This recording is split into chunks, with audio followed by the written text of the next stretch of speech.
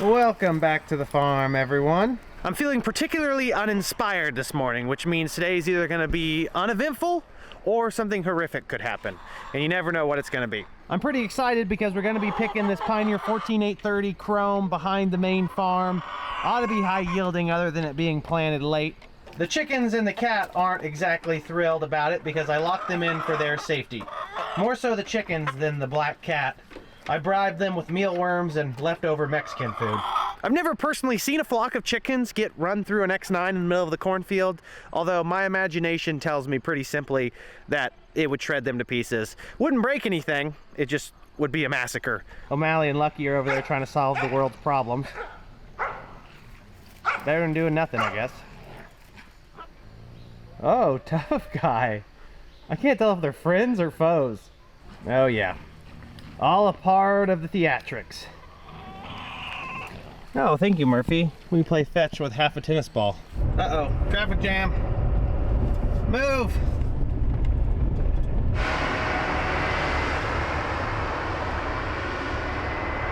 We've loaded 1.5 bins so far here at the main farm. The south 36-footer is full, and then now we're working on the bin with the junk floor, the bad foundation. It's about half full according to my grain cart scales, and it hasn't popped open yet. In life, there are things that are good to pop open on their own, and there are things that are very bad if they pop open on their own. Grain bins being in the latter category.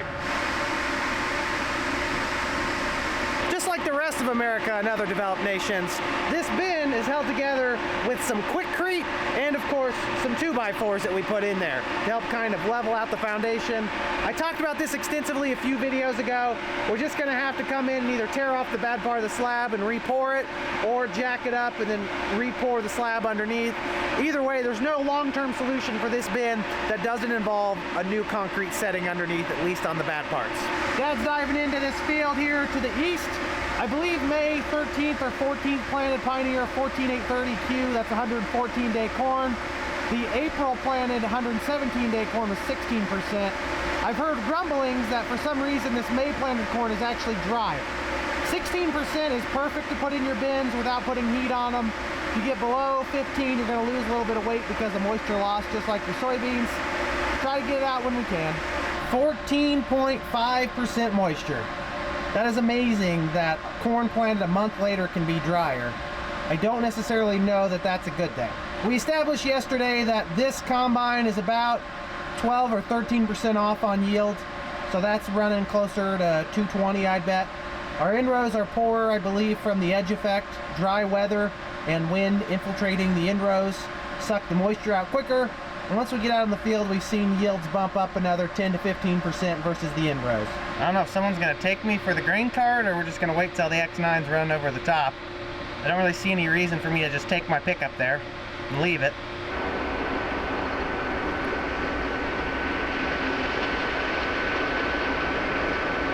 This field's about 94 acres. It kind of snakes around here. We've got a couple different owners.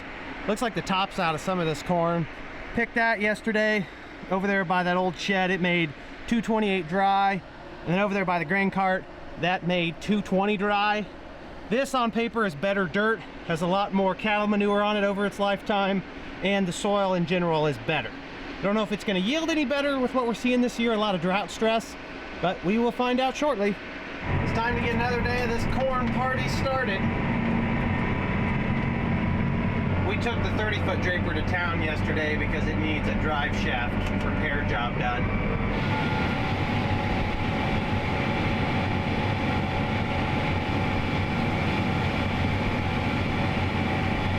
This field's usually a fun one to pick. Half-mile throughs to the other road. The trucks are parked over there right now, which might be an issue for me. And we're filling the bins right there. Direct delivery was the simplest solution in that bind.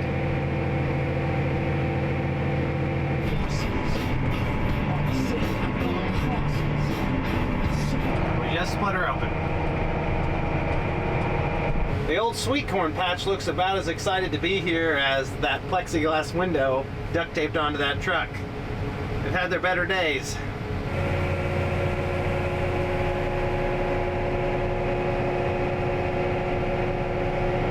Okay, ladies and gentlemen, we got a big section of the end rows off, some long rows to pick of what I'm assuming is going to be some pretty gnarly corn out here. It's going to get busy.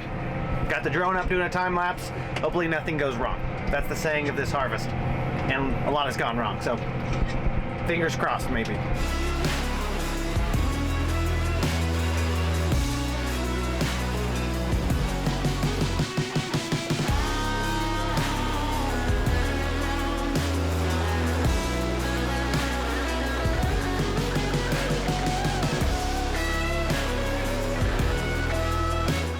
We are progressing right along, slowly but surely. Turn off dump and go around the chicken shed.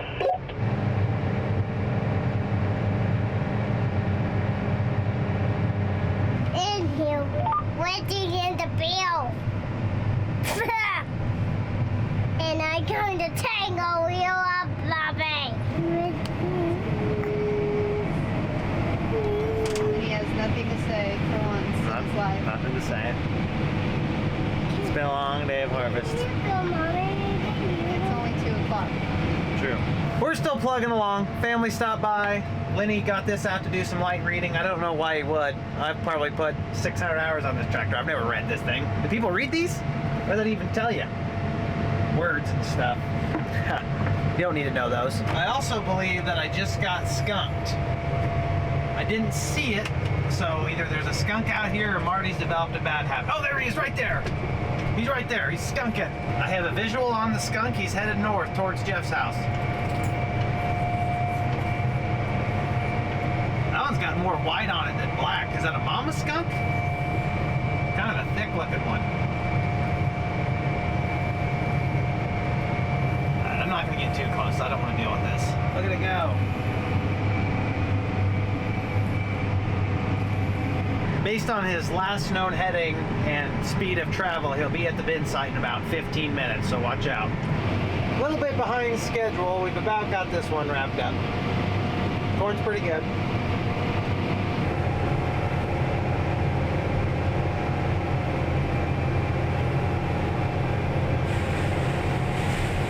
We've got 5 or 6 acres left.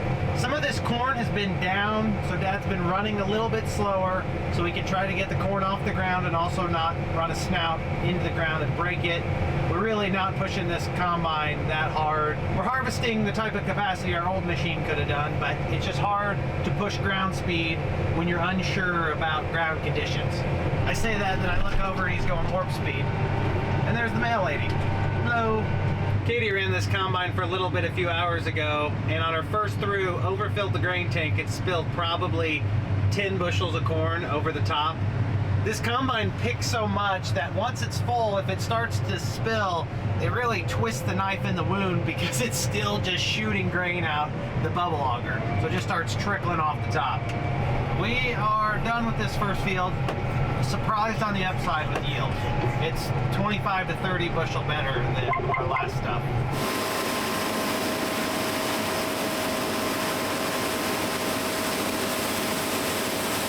We're opening up the next section of this home farm, picking the ends off.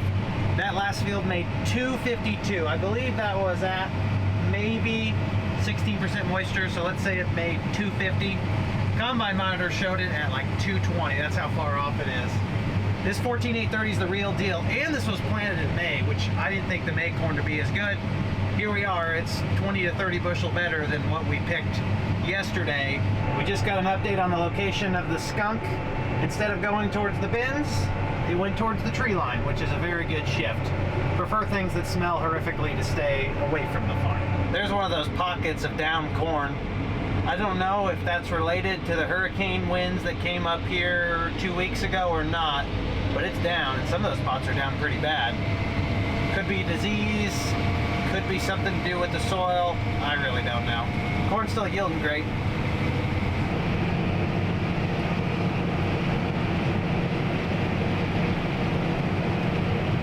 Dad started to pick and then turned around, drove the other end. He may be trying to pick this down corn the direction it's leaning. If you do that, it usually feeds better. It must be why he did that. I can't think of any other reason.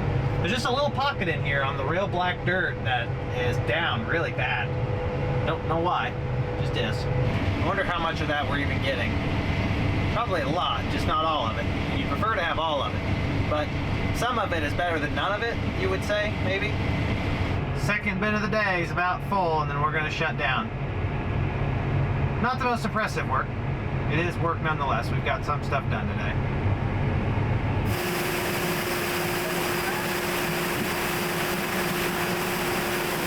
The auger tractor may be done for the night. That 13-inch auger trying to run 6,000 to 7,000 bushels an hour is quite the workout. Bad day to have the wind down south.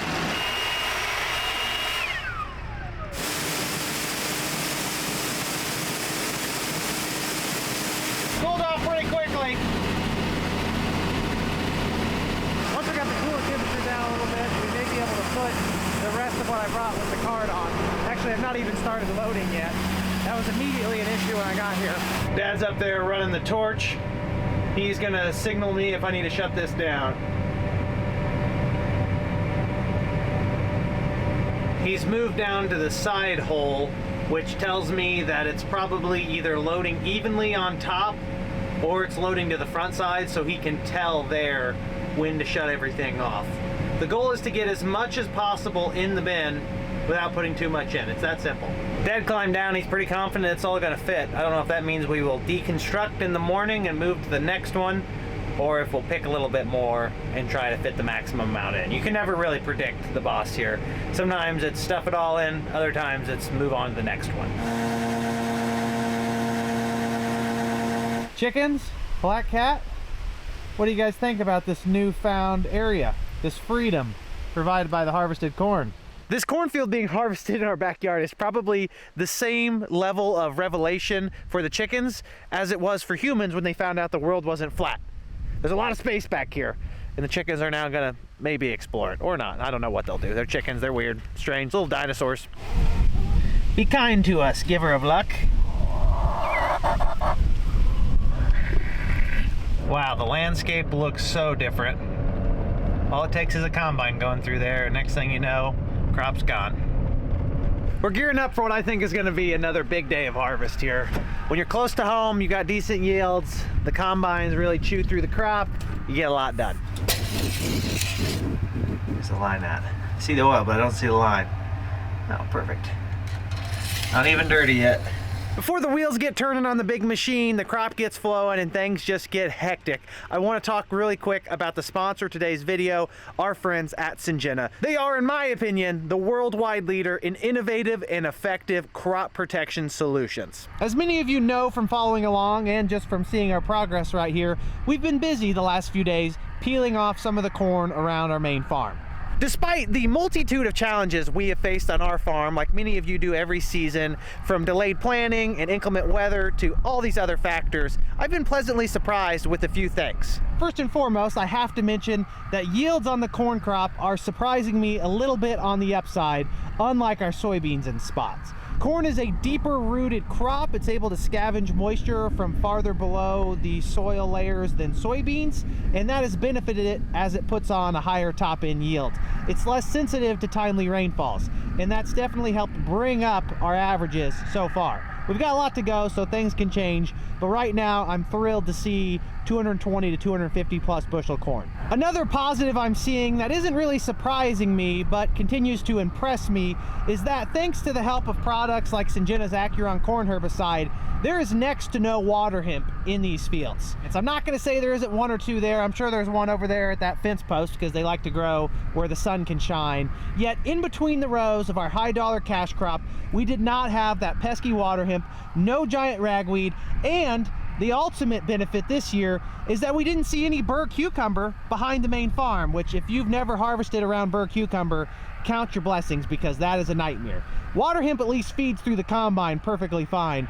Burr cucumber is like harvesting Velcro that sticks to everything and plugs things up. It's a beautiful sight to see. Row after row after row after row after infinite row of corn with no weed pressure out there. That's even more important with how poor our growing season was from a rainfall perspective.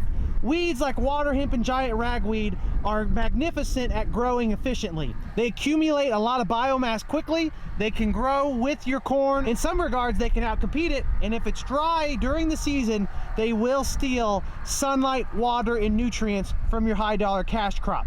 That's why you do not want to cut corners on your herbicide program.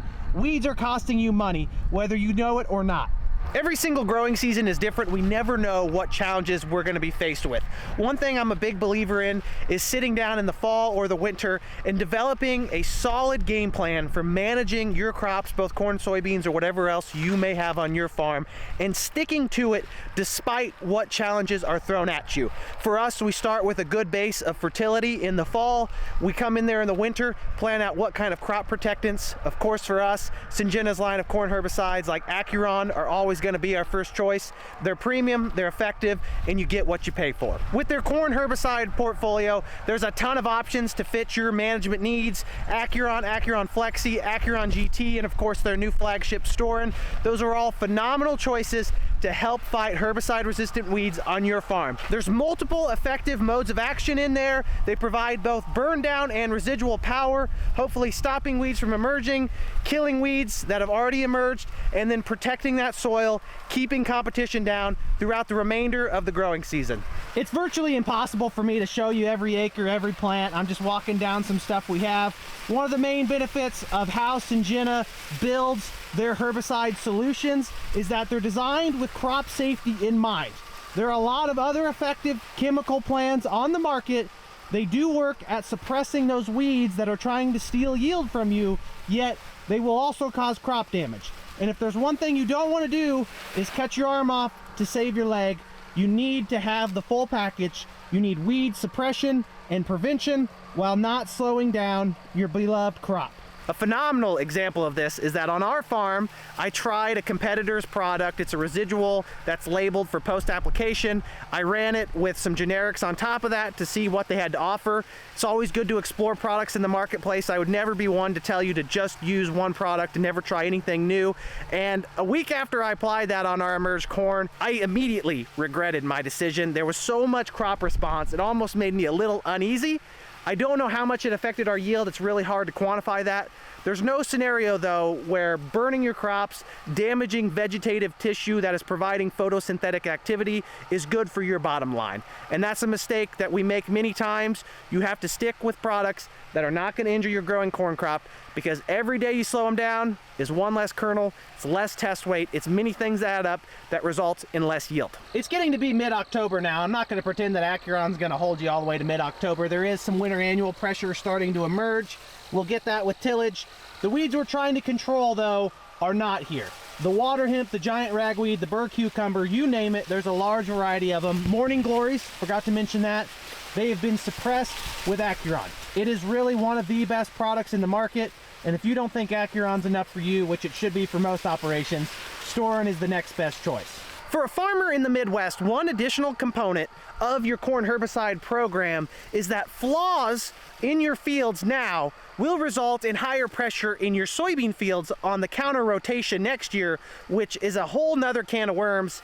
There's a lot of powerful modes of action that are effective on weeds like water hemp and corn. Once you get to soybeans, it's much less of a winning proposition. If you can keep your cornfields clean, keep the weed populations down, should make your lives easier once it comes time for soybean weed control. Our experience with Acuron by Syngenta has been so positive. I believe we're probably knocking on a decade of this product on our farm.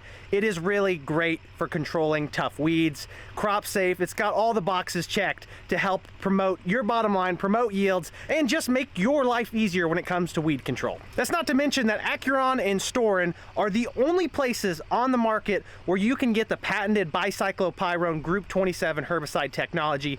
There is not a single other competitor that has this mode of action to offer. It stacks on really well with the Callisto, with the atrazine, the Dole. They all package together nicely to give you the punch you need to not have to worry about weeds. A lot of people ask about what product, what rate to use. I would always recommend to use the maximum labeled rate of whatever herbicide program you choose to use on your farm.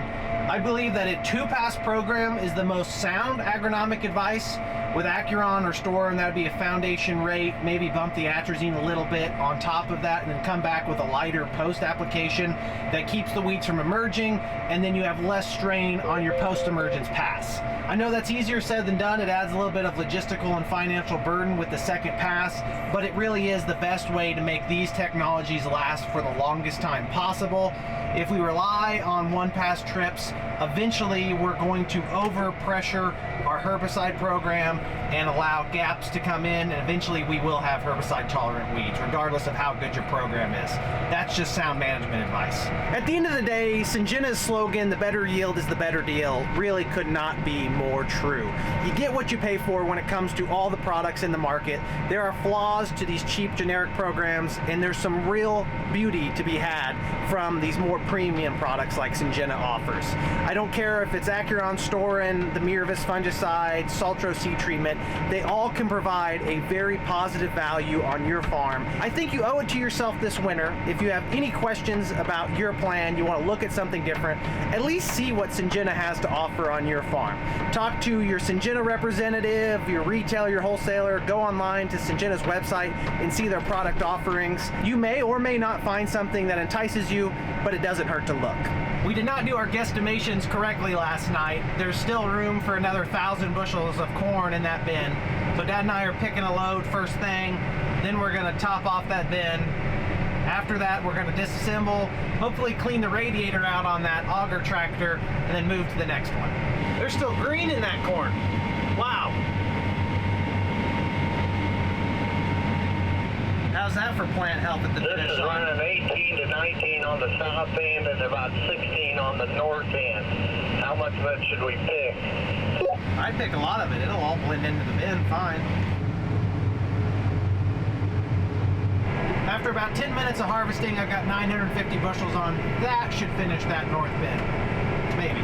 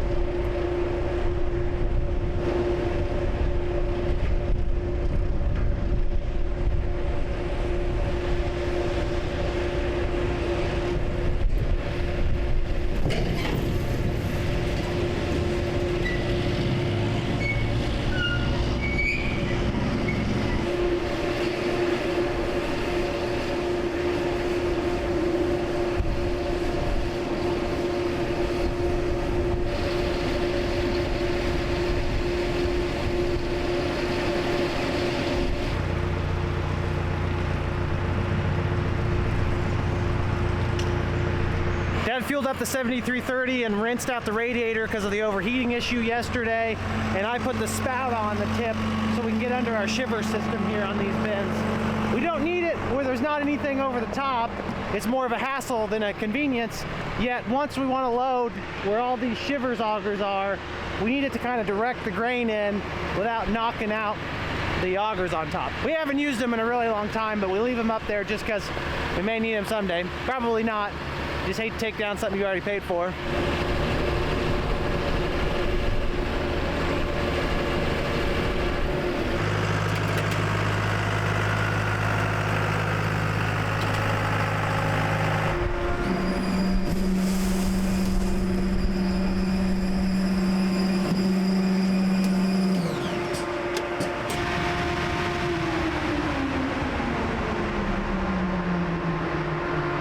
We moved to our north 48-foot bin. It'll hold 43,000 bushels of dry corn. We're set up to go ahead and light the candle, get the combine moving again. Katie's gonna operate. Dad's gonna take a little break since he wore himself out climbing the bins. Only a few acres left in this field. Katie seems to drive a little faster than Dad. Just sent the second load to the bin. It's gonna be a busy day for that auger. Last pass. What does the combine show the average moisture of that at? 16.54. Looks like Dad found something to do. He's cleaning up that dead tree in my front yard with the backhoe. It's not too shabby, almost the exact same yield as the other field we picked yesterday.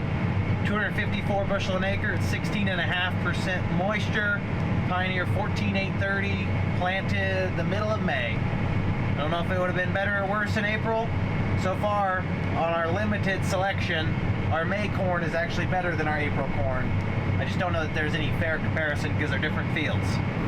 On to a patch of DeKalb 6606. Ought to be pretty good corn, I would think.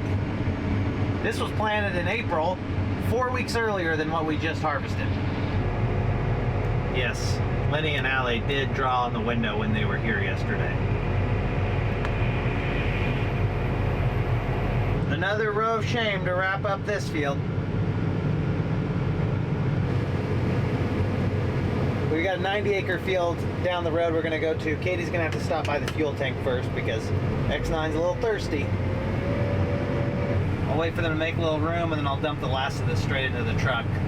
It's easier than bringing in a partial load. Looks like there's a bit of a breeze today. Probably a fire hazard if I had to guess. It's not rained in 2 weeks now. Things are drying back up again. The final tally on that mid-April planted DeKalb 6606 was 223 dry bushels an acre. That is really disappointing when you're picking 30+ bushel an acre corn next door that was planted 4 weeks later. Before we draw any conclusions on a lack of hybrid performance, we're going to harvest a few more farms because I don't want to say that that hybrid was a flop. I think that planting timing may be very important this year with how dry it was and how the heat of the summer ended up developing. We got another 92 acres of April planted DeKalb 6606. That'll give us a better idea on one of our best cornfields right here, where the yield is getting lost from. Is it hybrid related? Is it planting date related? I want to figure that out. This wind's getting pretty crazy. I've heard of some farmers actually not harvesting when it gets dry, low humidity, and windy. I don't think we're in massive fire risk territory. Put in the bin, Andy. What's the moisture on it? 13.09. That said this corn is testing 13%. All of this April planted stuff, we're seeing that edge effect on. Outside rows are 3 to 4% drier. All that moisture got sucked out from the wind and the lack of rain.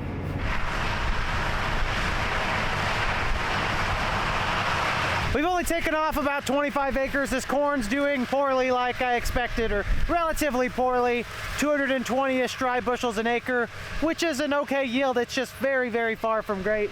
We've picked 270 to 280 bushel corn out on this farm, and I think it's one of our best corn farms. Yet, it was planted in April, and that may be a problem this year. I'm seeing a lot of this. Very small, short ears. The kernel count on this April corn is just so much lower than the May stuff. It had to have been related to the stress on the plant in June, the lack of rainfall and the heat. The May corn had an advantage because it was 4 weeks behind and it was able to catch all that rain in July before it was in a period where it was sensitive to stress like the April planted stuff was.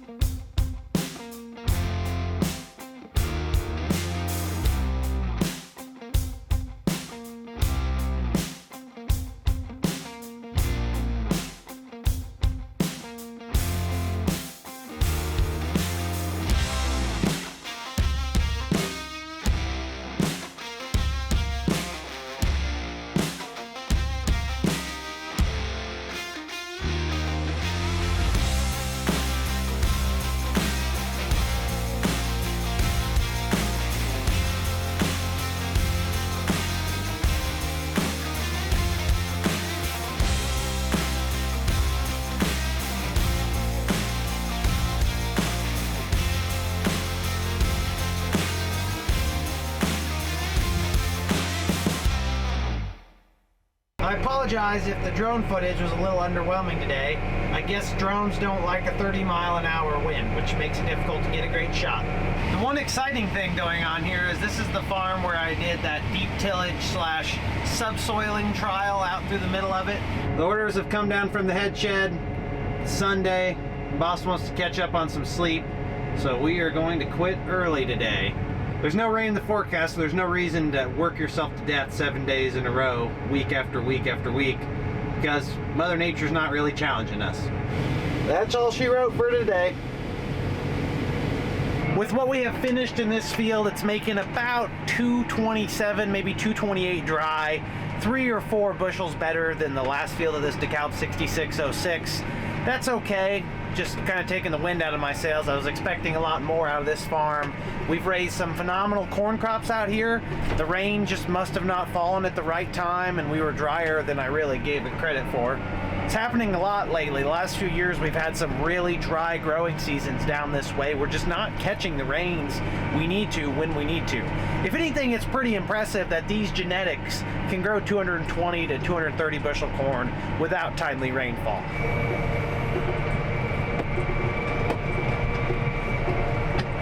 We could all probably use a day of quitting early. Sunday's a good day to do either that or just not work at all. Some operations actually take Sundays off if it doesn't rain at all, just because help needs a break sometimes. The fans are running.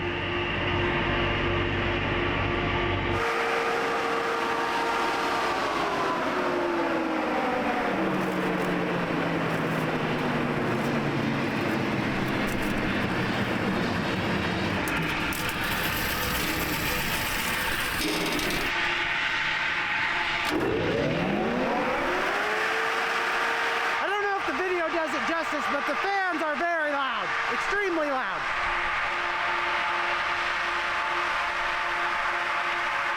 Okay, ladies and gentlemen, I'm gonna pull the plug on this video. The last few days have been pretty uneventful, which is great for us. It makes our lives easier, especially after our start to harvest.